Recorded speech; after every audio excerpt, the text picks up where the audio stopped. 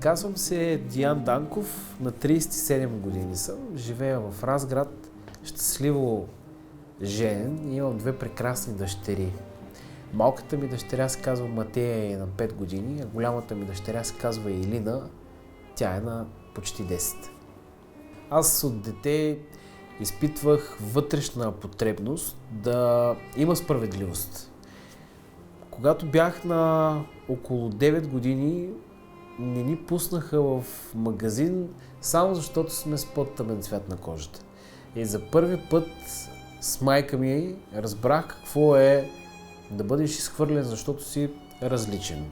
Бяхме в Русе, влязохме в магазина, магазинерката обикаляше след нас и в един момент се изнерви и каза: аз няма да ви преследвам през цялото време, така че моля да напуснете магазина. Тогава майка ми се опита да й обясни, че сме хора като всички останали, че намерението ни е просто да пазаруваме дрехи, но срещнахме отношения такова, все едно сме влезли да извършваме престъпление. Може би 2 седмици мислех за това с какво съм по-различен от останалите. Може би няколко години след това, винаги влизайки в магазин, си спомнях за тази случка.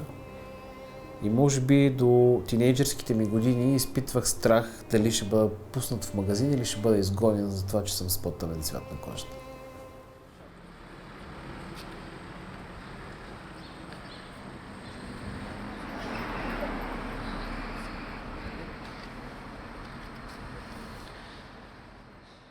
Както знаете, една от любимите ми теми е за стереотипите и предразсъдъците. И тази презентация започва точно с дефиницията какво всъщност представлява предразсъдъка.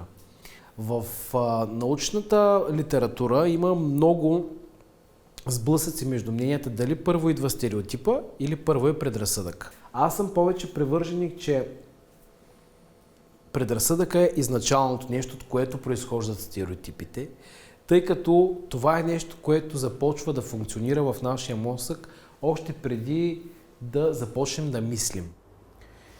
Исках семейството ми да има стабилни доходи, а правото за мен беше нещо сравнително ново и несигурно.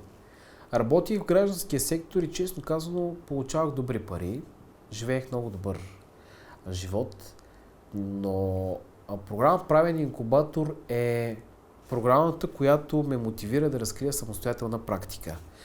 Защото чрез самостоятелната практика можеш да помагаш на конкретни хора и на конкретни семейства. От гледна точка на вътрешните ми възприятия, правото си е една борба за справедливост и всяка битка е важна, защото зад нея стои една съдба. Познавам Диан от повече от 10 години, още откакто работеше като координатор на програми, а в последствие и като юрист. По-късно той работи като местен представител на Комисията за защита от дискриминация в Разград и през 2019 година се включи в първата група участници в проекта Правен инкубатор, където работи наистина много упорито, така че в началото на 2025 година се вписа като адвокат в адвокатската колегия на град Шумен. Средното си образование завърших тук в Разград. Специалността, която избрах, е икономика, изключително различна от това, което после реших да правя. Висшето си образование завърших в Варненски свободен университет във Варна. Имам и втора специалност международно морско право.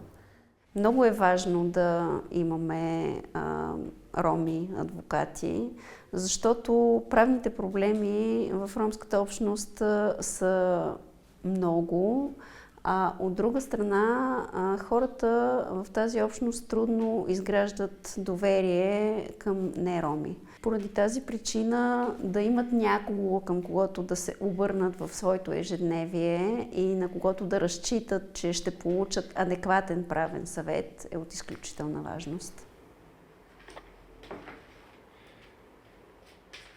Ромската общност в България има изключително остра нужда от повече юристи, защото ромската общност е тази група, която е най-често лишавана от достъп до правосъдие.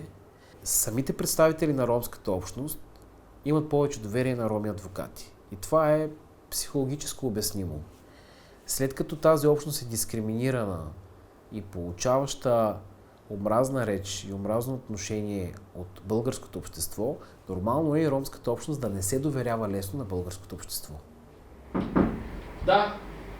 Здрасти. Бях с впечатлението, че при мен ще идват само клиенти от ромски произход. Всичко това се опроверга и днес при мен идват всякакви хора. Образеца от подпис, нека да го проверим. Всичко е готово, така че можем да преминаваме към регистрацията. Ще бъде необходимо една декларация по член 13 алинея 4. Тази декларация всъщност е за истинност на данните, които ще представим на Агенция по вписванията и останалото е готово. Българското законодателство е добре уредено и много от законите ни са там на хартия написани. По-скоро проблема е свързан с прилагането им, в разбирането на тези специалисти, които прилагат закона. Хората в уязвимо положение имат изключително много възможности, държавата им дава възможности, когато са в трудна ситуация да излязат от нея. Да, но тая работа не стои по този начин. Семействата, които са в затруднено положение, получават отношение от институциите в много голяма степен. Аз не обичам да правя генерализации, но получават отношение, да, ти заслужаваш тази съдба. Заслужаваш положението, в което се намираш, защото си мързелив, защото си различен. По-скоро това ме отвръщава в българската система и на това се ядосвам. Защото на практика законите са за всички, да, ама не.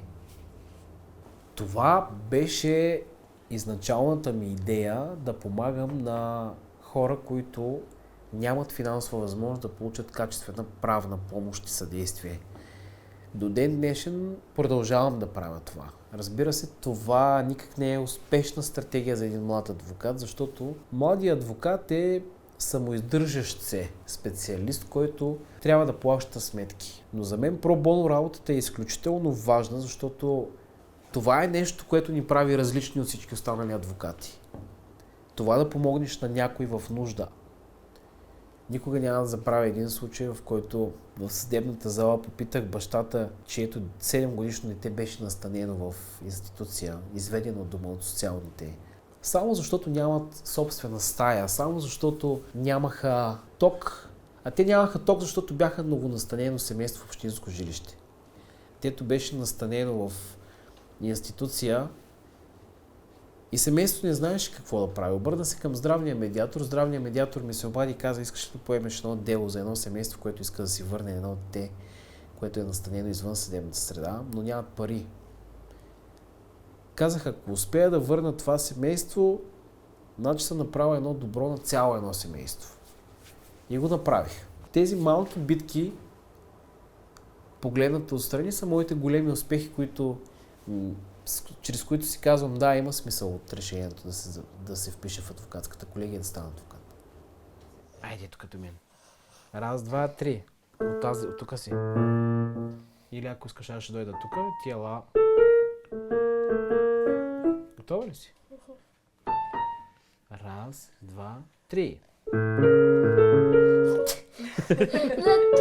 Раз, два, три.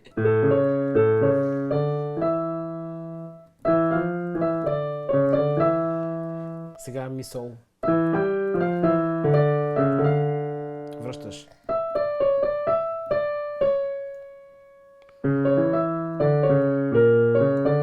Браво. Браво. Браво. Браво! Супер се справихме с това.